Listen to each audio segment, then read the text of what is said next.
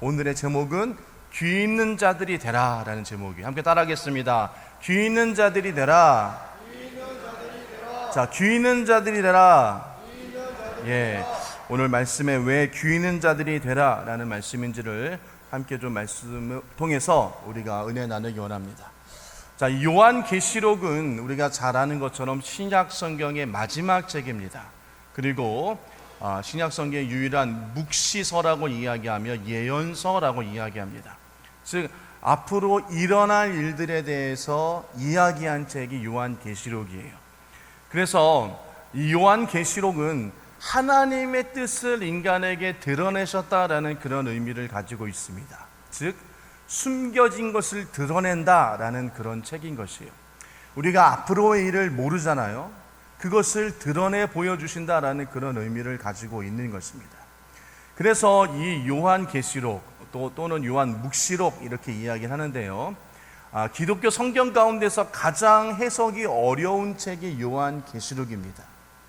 또 그렇다고 이게 너무 어렵다라고만 보지 마시고 분명히 하나님께서 이 성경을 주신 것은 우리가 이해하고 깨달을 수 있기 때문에 주신 것임을 기억하시기를 원합니다. 그런데요, 이 본문의 해석이 보는 관점에 따라서 여러 가지로 해석되어질 수 있습니다. 물론 성경은 다 그렇죠. 이것을 바르게 해석하고 바르게 전달해야 되는데 이단들이 요한계시록의 말씀을 잘못 왜곡하고 잘못 해석함으로 말미암아 사람들을 유혹하는 데 사용합니다.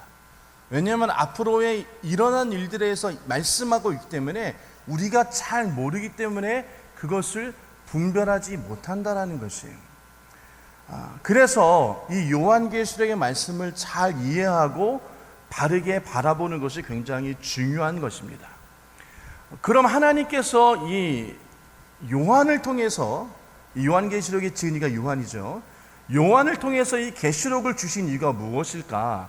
두 가지만 좀 보면요. 첫 번째로는 주님의 재림을 기다리는 삶을 가르치기 위해서다라고 이야기합니다. 이 계시록의 말씀은 재림하실, 즉 다시 오실 예수님에 대한 기다림이 많은 책이 요한계시록이에요. 사도 요한은 예수님이 구름을 타고 오실 것이며 각 사람의 눈이 그것을 볼 것이다 라고 그렇게 이야기했습니다. 예수님은 처음 이 땅 가운데 오실 때와는 달리 승리자로, 왕으로, 권세자로 이 땅 가운데 오신다라고 기록합니다. 그러나 주님이 다시 오시는 날은 아무도 모른다라는 것이에요. 혹시나 어느 교회나 어느 단체에서 주님이 언제, 몇 월, 며칠, 몇 시에 오실 것이다 이렇게 이야기하는 곳이 있다면 여러분, 그곳은 다 우리가 흔히 이야기하는 이단입니다. 절대 그런 데 가서는 안 돼요. 그러나 많은 성경학자들과 많은 목회자들과 많은 기도하는 분들이 주님 오실 그날이 점점점 가까워오고 있다라는 그것은 공통적인 견해를 가지고 있는 것입니다. 여러분, 주님 오심을 기다리는 삶이 무엇인가에 대해서 우리는 많이 이야기하는데 그것은 하나님의 말씀을 읽고 듣고 지켜 행하는 것입니다. 한번 따라하겠습니다. 읽고 듣고 지켜 행하는 것. 시작. 읽고 듣고 지켜 행하는 것. 그러니까 우리의 신앙생활은 말씀을 읽고 듣고 그것을 지켜 행하는 것이 우리의 신앙생활이라고 그렇게 이야기하는 것입니다. 우리가 이 말씀에 순종하며 살아간다면 하나님의 뜻이 하늘에서 같이 이룬 것처럼 이 땅 가운데서 이루어진다라고 성경은 말씀하고 계십니다. 두 번째로는 이 요한계시록을 쓴 목적이 고난받는 교회를 위로하기 위해서인 것이에요. 사도 요한은 예수님의 계시를 편지로 작성해서 소아시아에 있는 7교회에 보냈습니다. 근데 그 7교회는 이 땅 가운데서 고난을 당하는 대표적인 교회를 말씀하고 있는 것이에요. 소아시아의 그런 7교회는 정치적으로나 종교적으로나 큰 핍박 가운데 있었습니다. 또 많은 이단들이 생겨나서 이단의 교리들을 가르치고 또 많은 예수 믿는 자들이 그 이단의 교리에 넘어가서 예수님을 배반하고 이단의 그런 신을 섬기는 일들이 나타나기 시작했다는 것이에요. 그래서 더욱더 도덕적으로 타락이 일어났고요. 그로 인해서 순전한 복음을 믿는 자들, 그리고 거룩함을 추구하는 온전한 예수 믿는 자들이 위협받고 핍박받는 시대가 그 시대였다라는 것입니다. 그리고 그 고난받는 그 시대에 교회를 향해서, 즉 예수 믿는 성도들을 향해서 은혜와 평강과 위로함을 전하는 책이 또한 요한계시록의 그런 책이 되어지는 것이에요. 여러분, 하나님은요, 고난받는 저와 여러분들에게 은혜와 평강과 위로함을 주시기를 원하십니다. 그래서 우리가 하나님 말씀을 들을 때 위로함을 얻고 평온함을 얻고 힘을 얻을 수 있다는 것이에요. 그리고 이 하나님을 믿지 않는 이 세상에 예수 그리스도의 구원의 복음을 전하고 증거하며 증인된 소명을 감당하라고 우리 가운데 이 책을 허락하여 주시는 것입니다. 여러분, 기억하시길 원합니다. 주님은 끊임없이 우리를 붙잡아 주시고 위로하시고 함께하여 주신다는 것, 그리고 이 약속을 기억하며 우리가 삶을 살아갈 때 주님께서 우리 가운데 은혜와 평강을 주실 줄 믿습니다. 아울러서 교회에게 가운데도 하나님께서 은혜와 평강을 줄 믿습니다. 자, 요한계시록에 있는 2장과 3장은 말씀드린 것처럼 소아시아에 있는 7 교회를 향해서 성령께서 하신 말씀을 기록한 것입니다. 그래서 여러분 화면 보시면 에베소, 서머나, 버가모, 두아디라, 사데, 빌라델비아, 라오디아, 이 7 교회에다 편지를 썼고요. 저 보시면 반모섬이라고 있죠. 이 반모섬에서 사도 요한이 이 요한계시록을 집필한 것입니다. 이 교회들에게 하신 말씀을 보면 칭찬하는 교회도 있고요, 책망하는 교회도 있고, 또 칭찬과 책망을 같이 하는 그런 교회들도 있습니다. 칭찬을 들었던 또 책망을 들었던 상관없이 공통점이 있다고 하면 이렇게 얘기합니다. 7개 교회가 당시 하나님의 음성을 제대로 듣지 못하고 있었다는 것이에요. 그래서 7 교회의 편지의 내용을 보면 반드시 귀 있는 자는 성령이 교회들에게 하신 말씀을 들을지어다 라고 이야기했어요.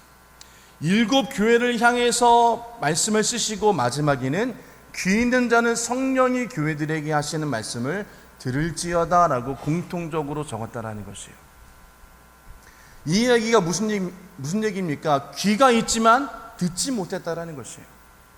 성령의 음성을, 하나님께서 말씀하신 그 말씀을 제대로 듣지 못했다라는 것입니다. 온전히 깨닫지 못했다라는 것이에요. 성령의 음성을 들을 수 없다라는 것은 성령의 지배를 받지 못하는 삶으로 살고 있다라는 것입니다. 성령과 교제하지 못했다라는 것이에요. 여러분, 우리가 하나님의 음성을 들을 수 있습니다. 성령의 음성을 들을 수 있습니다. 어떻게 해야 되느냐? 설교를 통해서 주의 음성을 들을 수 있다는 것이에요. 기도를 통해서도 주의 음성을 들을 수 있습니다. 그리고 찬양을 통해서도 주의 음성을 들을 수 있어요. 또 시대의 변화와 문화를 통해서도 하나님의 뜻을 우리가 깨달을 수 있습니다. 세상에 일어난 여러 가지 사건을 통해서도 우리가 주의 음성을 깨달을 수 있다는 것이에요. 이렇듯 우리가 많은 곳에서 하나님의 음성을 들을 수 있는데, 여러분 성령의 음성을 듣고 계십니까? 하나님의 뜻을 우리가 여러분 듣고 계십니까? 여러분, 우리가 우리의 귀에 하나님의 음성과 주의 뜻을 들을 수 있는 그런 자가 되어지길 주의 이름으로 축복합니다. 오늘 본문의 말씀은 아시아 7 교회 중에서 특별히 라오디게아 교회에 대해서 하나님께서 주신 말씀을 나누기를 원합니다. 오늘 이 시간 우리가 성령의 소리를 듣기를 원합니다. 나에게 주시는 하나님의 말씀을 듣기를 원합니다.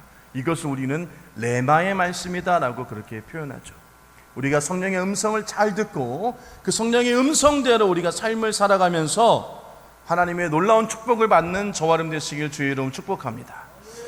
오늘 본문은 첫 번째로 우리에게 말씀하십니다. 미지근한 신앙을 버려야 한다라는 것이에요. 이 지도를 보면 여러분, 라오디아 교회는 에베소 동쪽으로 160km 떨어진 지점에 위치하고 있고요, 맞은편 서쪽으로는 10km 되는 지점에 히에볼리라는 온천 도시가 있었어요. 그리고 남쪽으로 약 14km 지점에는 골로새가 위치해 있었습니다.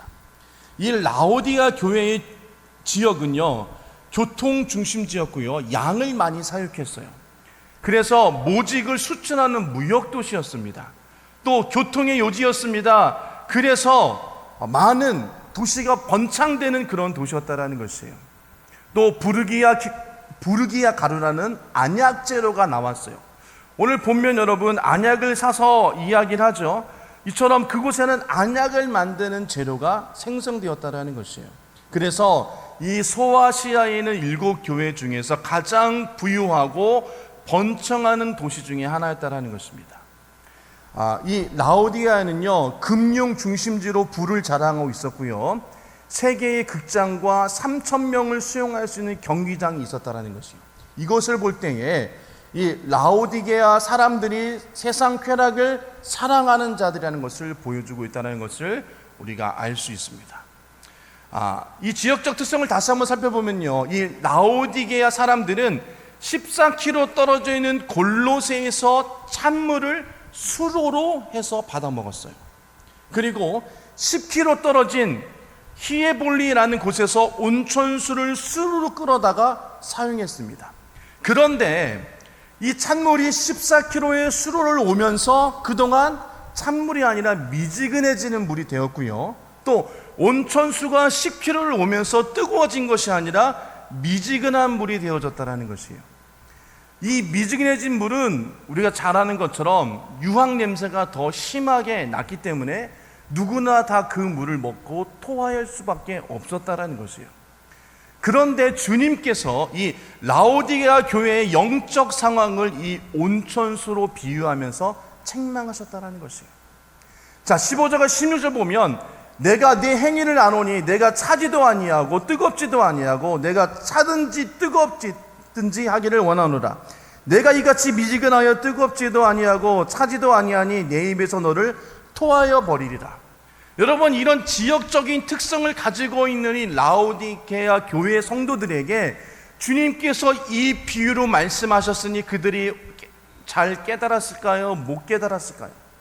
잘 깨달았을 거예요. 왜? 그들이 직접 미지근한 물을 먹고 마시면서 토하는 일이 있기 때문인 것입니다. 여러분, 이 라오디게아 교회와 교인들은요, 말씀드린 것처럼 굉장히 번창한 도시에 있었기 때문에 넉넉하고 생활 걱정이 없었습니다. 그러나 주님으로부터 칭찬 듣지 못하고 책망받는 그런 신앙생활을 하고 있었다는 것이에요. 어쩜 이 라오디게아 교회가 오늘 현대인의 모습이고 7교회의 모습이 이 시대의 모습이라는 것입니다. 그리고 이 시대에 주님을 섬기고 있다는 저와 여러분들의 모습을 7교회를 통해서 말씀하고 있는 것이에요. 즉 이 라오디게아 교회의 교인들은 신앙이 차지도 않고 뜨겁지도 않았다라는 것입니다. 교인들의 여러분 신앙 자세가 굉장히 미온적이었다라고 그렇게 이야기하는 것이에요. 여러분, 하나님의 교회는 열심을 내야 합니다. 아멘. 그래야지만이 여러분 교회로서의 그 역할을 감당할 수 있어요. 하나님의 교회 성도들은 열심을 내야 됩니다. 그래야지 하나님께서 맡겨주신 사명과 그 사역을 감당할 수 있다는 것입니다. 그리고 열심을 내는 데 있어서 방해하는 것들이 무엇인가를 우리는 분명히 알아야 합니다. 그래서 그런 요소들을 깨달고 그런 요소들을 하지 말아야 할 때 우리의 신앙이 열심을 낼 수 있는 것이에요. 여러분, 이 라오디게아 교회의 교인의 모습들이 우리의 모습인 것을 기억하시길 원합니다. 왜요? 여러분, 우리는요 지금 이 시대에는 너무나 편하게 예수 믿으려고 해요. 선교에 대한 열정도 없고요, 울면서 기도하며 회개하는 모습도 없고요, 모이기는 모이는데 마치 그냥 형식적인 모임에 지나지 않는다라는 것이에요. 그런 사람들이 가득 차 있는 교회가 여러분 라오디게아 교회고요, 지금 이 시대의 교회라고 성경은 말씀하고 있습니다. 여러분, 미지근한 신앙이 되면 주님께서 오히려 토하여 버린다라고 말씀하고 계시는 것이에요. 그래서 저와 여러분 미지근한 신앙을 버리시길 바랍니다. 아멘. 주님을 향한 뜨거운 열정으로 나아가시기를 주의 이름으로 축복합니다. 주님을 향한 간절함이 우리 가운데 있어야 되는 것이에요. 신앙의 뜨거움을 가지고 열심을 내고 간절함을 가지고 주 앞에 예배하며 나아가는 저와 여러분 되시기를 주님의 이름으로 축복합니다. 여러분, 지금 우리가 열심을 내고 있습니다. 무엇을 향해서 열심을 내고 있습니까? 혹시나 우리가 열심을 내는 것이 세상에 썩어져가는 것들로 여러분 그것을 얻기 위해서 열심을 내고 있지는 않습니까? 갈라디아서 6장 7절 8절 말씀 보면 스스로 속이지 말라. 하나님은 업신여김을 받지 아니하시나니 사람이 무엇으로 심든지 그대로 거두리라. 자기의 육체를 위하여 심는 자는 육체로부터 썩어질 것을 거두고 성령을 위하여 심는 자는 성령으로부터 영생을 거두리라 라고 말씀하고 계세요. 여러분, 당연히 여러분 씨를 심는 곳에 반드시 그 씨에 여러분 나무가 자란다는 것입니다. 다른 것이 자라지 않는 것이요. 내가 사과나무에 씨를 심으면 사과나무가 자라는 것이에요. 그곳에 배나무, 감나무가 열리지 않는 것입니다. 성경은 말씀하십니다. 사람이 무엇이든지 심든 대로 그대로 거둔다라고 말씀하시는 것이에요. 우리가 여러분 육체적인 것을, 썩어질 것을 위해서 힘쓰고 있으면 당연히 우리가 얻는 것은 썩어질 것밖에 없는 것이에요. 그러나 영생을 위해서 우리가 심고 여러분 애쓴다면은 당연히 우리가 얻어내는 것은 영생을 위해서 우리가 얻어낸다라는 것입니다. 그래서 저와 여러분 영원한 것, 영생을 위하여서 모든 것을 심고 거두는 그런 자 되시기를 주의 이름 축복합니다. 두 번째로 우리 가운데 말씀하시는 것은 영적으로 가난한 것을 부유한 신앙으로 만들라고 말씀하시는 것이에요. 여러분, 인간이 발명한 것 중에서 거울이 굉장히 큰 상징적인 의미가 있습니다. 무엇이냐면 날마다 우리 자신을 돌아볼 수 있게 하는 것이에요. 오늘 여러분 교회 나오면서 거울 한 번도 안 보고 나오신 분이 계십니까? 아니, 아마도 한 분도 안 계실 것이에요. 다 여러분 거울을 보고 자신의 모습을 보았을 것입니다. 이처럼 거울이 우리의 모습을, 외적인 모습을 보여주는 것처럼 우리의 신앙의 모습도 여러분 우리가 볼 수 있는 그런 자가 되어야 되는 것이에요. 우리가 날마다 우리 자신을 바라보며 우리의 신앙과 믿음을 바라볼 때 내 자신이, 나의 지금 신앙의 상태가 어떠한 것을 깨달을 수 있는 자가 되어야 될 줄 믿습니다. 여러분, 유명한 철학자는 이야기했습니다. 너 자신을 알라 라고 이야기했어요. 우리 자신이 무엇인가, 나의 지금 신앙의 영적 상태가 어떠한가를 우리가 알고 깨달을 수 있는 그런 자가 되어야 될 줄 믿습니다. 이 라오디가 교회는요 스스로 고백하기를 자기 교회는 부유하다라고 이야기했어요. 부족함이 없다라고 이야기했습니다. 그러나 하나님께서는, 성령님께서는 너희들은 부족하다라고 말씀하고 계세요. 요한계시록 본문의 3장 17절 말씀 보면 내가 말하기를 나는 부자라 부유하여 부족함이 없다 하나 내 곤고한 것과 가련하는 것과 가난한 것과 눈먼 것과 벌거벗은 것을 알지 못한다라고 이야기했습니다. 여러분, 나는 부자다, 부유하다, 부족함이 없다라고 말씀하시는데 주님은 오히려 그 반대를 이야기하시는 것이에요. 주님 말씀하실 때 외적인 모습을 보고 말씀하실까요? 아니에요. 우리의 그 내적인 영적인 상태를 보고 주님께서 말씀하신다는 것입니다. 가난하다라는 것이에요. 곤고하다는 것입니다. 눈이 멀었다라는 것입니다. 발가벗겼다라는 것이에요. 그것을 너희들이 알지 못한다라고 이야기하는 것입니다. 영적으로 가난하다라는 것이에요. 그것을 알지 못한다라는 것이에요. 우리가 지금 예배들이 있고 주일날 예배 나온다라고 여러분, 우리가 기도한다고, 찬양한다고, 말씀 본다고 우리의 신앙이 여러분 충만합니까? 우리의 신앙이 하나님 보시기에 부끄러움이 없습니까? 내가 지금 신앙생활 잘하고 있다고 생각하십니까? 여러분, 그것을 우리가 볼 수 있는 자들이 되어야 되는 것이에요. 깨닫는 자가 되어야 된다는 것입니다. 깨닫지 못하는 것이 더 큰 문제인 것이에요. 내가 지금 신앙생활을 잘하고 있다, 그러나 주님께서는 아니야, 그렇지 못하라고 말씀하시는 것이에요. 그 음성을 들을 수 있는 자가 되어지길 주의 이름으로 축복합니다. 귀가 있어야 되는 것이에요. 들을 귀 있는 사람이 되어야 된다는 것입니다. 주의 음성을 들어야 되는 것이에요. 주의 뜻을 분별해야 되는 것입니다. 여러분, 지금 이 시대에 우리 대한민국 교회를 좀 보기를 원합니다. 여러분요, 세계적으로 초대형 교회 50개 중에서 여러분 23개가 한국에 있어요. 여러분, 제가 잘 아는, 제가 신앙생활 했던 여의도 순복음교회는 성도 수만 예전에, 지금은 잘 모르겠습니다, 85만 명이었어요. 성도의 수가. 이렇듯 큰 교회가 많이 있습니다, 여러분. 그러나 여러분, 지금 한국 교회가 어떻습니까? 여러분, 우리는 스스로 부족함이 없다라고 할 정도로 되어졌나요? 아니에요, 여러분. 지금 한국 교회는 너무나도 부족하고 연약해져 가고 있다는 것입니다. 왜요, 여러분? 지금에 너무나 풍족한 생활을 살고 있기 때문인 것이에요. 육신의 삶이 부유해지면요, 자칫 잘못하다가는 영적으로 가난할 위험이 높아지는 것입니다. 반대로 육신의 삶이 어렵고 힘들면 영적으로 부유해야 될 가능성이 높아요. 왜?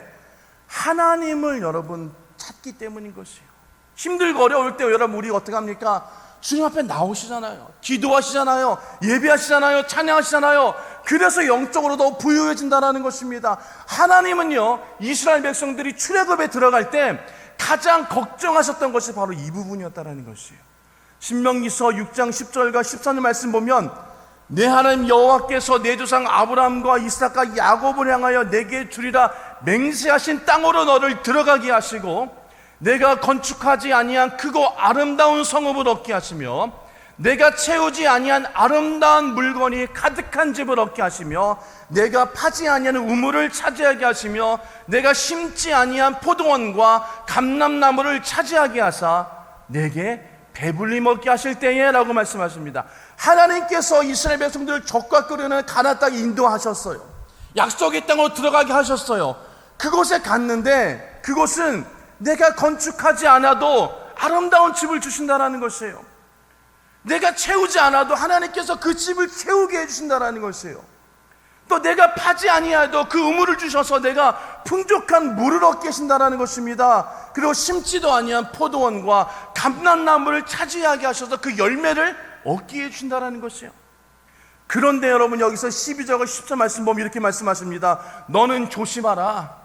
너를 애굽 땅 종되었던 집에서 인도하여 내신 여호와를 잊지 말고 내 하나님 여호와를 경외하며 그를 섬기며 그의 이름으로 맹세할 것이니라.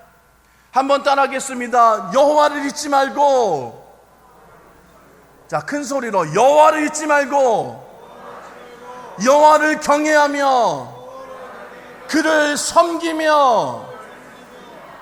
하나님께서 그것을 잊지 말라는 것이에요. 너희들이 풍족할 때 주님께서 말씀하시는 것입니다. 하나님을 잊지 말라는 것이에요. 여호와를 더욱더 경외하라는 것이에요. 그를 더 섬기라는 것입니다, 여러분. 왜요? 그 이유는 영과 육이 반대되기 때문인 것이에요. 우리가 영의 것을 쫓으면 육의 것은 약해집니다. 우리가 육의 것을 쫓으면 영의 것이 약해지는 것이에요. 여러분, 갈라디아서 5장 17절 말씀 보면 육체의 소욕은 성령을 거스리고 성령의 소욕은 육체를 거스리라니 이 둘이 서로 대적함으로 너희의 원하는 것을 하지 못하게 하려 함이라. 육체를 원하면 성령을 거스리고 성령을 원하면 육체를 거신다라는 것, 이 둘이 싸운다라는 것이에요. 여러분, 날마다 우리의 신앙은 싸웁니다.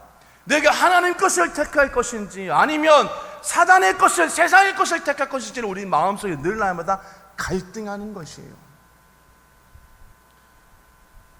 그렇기 때문에 저와 여러분이 무엇보다도 더욱더 하나님을 찾기를 바랍니다. 하나님을 섬기기 바랍니다. 하나님을 잊지 않기를 주의 이름으로 축원합니다. 아멘. 여러분, 성령이 교회들에게, 저와 여러분들에게 주신 그 음성은 분별하라는 것이에요. 지금 너희가 어떠한 상태인가, 어떠한 것인가를 분별하라는 것입니다. 그래서 저와 여러분들이 하나님 것이 무엇인가, 세상의 것이 무엇인가를 온전히 분별하기를 주의 이름으로 축복합니다. 여러분, 무엇이 하나님께 고귀한 것이며 무엇이 사악한지를 우리는 구별해야 되는 것이에요. 무엇이 거룩한 것이고 무엇이 속된 것인가를 우리는 구별해야 되는 것입니다. 무엇이 하나님께로부터 온 것이며 무엇이 세상으로부터 온 것을 우리는 구별해야 되는 것이요, 무엇이 하나님의 방법이며 무엇이 세상의 방법인지를, 무엇이 하나님이 기뻐하시는지 무엇이 하나님이 싫어하는지를 분별하고 하나님을 향하여 나아갈 수 있는 그런 데 되시기를 주의 이름 축복합니다. 그래서 오늘 본문을 이야기하는 것이요, 안약을 사서 눈에 발라보게 하라고 성경은 말씀하고 있는 것입니다. 18절 말씀 보면 약을 사서 눈에 발라보게 하라 라고 말씀하시는 것이죠. 너희들이 눈을 뜨고 그것을 온전히 분별하라 라고 말씀하고 계시는 것입니다. 그러기에 저와 여러분들이 하나님 앞에서 저와 여러분의 신앙 상태를 온전히 분별할 수 있기를 주의 이름 축복합니다. 삶의 방법을 하나님의 것이 무엇인지 세상 것이 무엇인지를 분별하여서 하나님의 것을 택하는 저와 여러분들이 되실 주의 이름 축복합니다. 세 번째로는요, 그래서 하나님의 교제를 중요하게 여기라고 말씀하시는 것이에요. 주님께서 이 라오디게아 교회를 통해서 말씀하시는 것은 하나님과의 교제인 것입니다. 여러분, 우리가 삶을 살아가보면 세상에 재밌는 것도 많습니다. 해야 할 것도 참으로 많습니다. 하고 싶은 것도 많아요. 그러나 우리가 여러분 우선적으로 해야 될 것은 하나님과의 교제 시간을 늘려나가는 것입니다. 여러분, 주님이 가장 싫어하는 것이 무엇인지 아세요? 하나님과 교제하지 않는 것이에요. 그리고 하나님보다 다른 것을 더 사랑하는 것입니다. 이것이 여러분 계명에도 10계명에도 나와 있지 않습니까? 요한기 3장 20절 말씀 보면 볼지어다 내가 문 밖에 서서 두드리노니 누구든지 내 음성을 듣고 문을 열면 내가 그에게로 들어가 그와 더불어 먹고 그는 나로 더불어 먹으리라 라는 거죠. 예수님께서 오늘 말씀하시는 것입니다. 문 밖에서 두드리고 계시는 것이요. 왜 두드립니까 여러분? 왜? 주님께서 왜 두드리실까요? 들어가기를 원하신다라는 것이요. 우리 마음 가운데 예수님이 들어가기를 원하신다라는 것입니다. 그런데 우리가 여러분 예수님을 들어오지 못하게 문을 막고 있는 것이에요. 우리 안에 다른 것으로 가득 차 있어서 주님이 들어갈 자리가 없는 것입니다. 우리 안의 것을 덜어내야 되는 것이에요. 우리 안에 세상 것을 덜어내야 됩니다. 우리 안에 죄악을 덜어내야 됩니다. 우리 안에 마음을 활짝 열고 주님을 모셔드려야 되는 것이에요. 여러분, 이 라오디게아 교회 안에는 주님이 계시지 않았다라는 것이에요. 문을 잠그고 있었다라는 것이에요. 찬양하고자 할 때 찬양하지 않았다라는 것입니다. 기도하고자 할 때 기도하지 않았다라는 것이에요. 예배하고자 할 때 예배하지 않았다라는 것입니다. 형식적인 신앙생활을 하고 있다라는 것이에요. 진정으로 주님 앞에 나아가지 않았다라는 것입니다. 여러분, 우리가 예배할 때 온전함으로 예배하시길 주님을 축복합니다. 아멘. 찬양할 때 여러분 힘차게 전심으로 박수 치시고 고백하시고 말씀을 들을 때 하나님 말씀에 집중하고 나에게 들려주시는 주의 말씀이 무엇인가를 여러분 간절한 마음으로 듣는 자 되시길 주의 이름으로 축복합니다. 아멘. 그랬을 때 여러분 하나님의 놀라운 은혜를 경험할 수 있는 것이에요. 주의 음성을 들을 수 있는 것입니다. 하나님의 뜻을 분별할 수 있는 것이에요. 지금도 주님은 우리 가운데 말씀하고 계세요.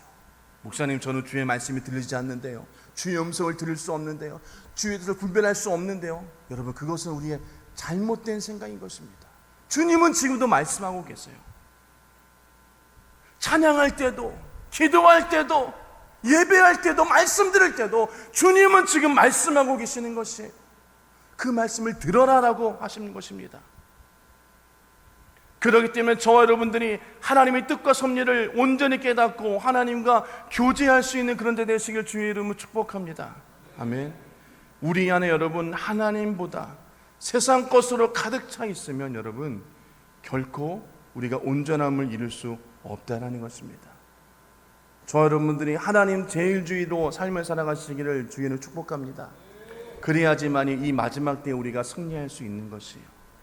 마태복음 24장 보면 이렇게 말씀하십니다. 거짓 선지자가 많이 일어나 많은 사람을 미혹하겠으며 불법이 성함으로 많은 사람의 사랑이 식어지리라.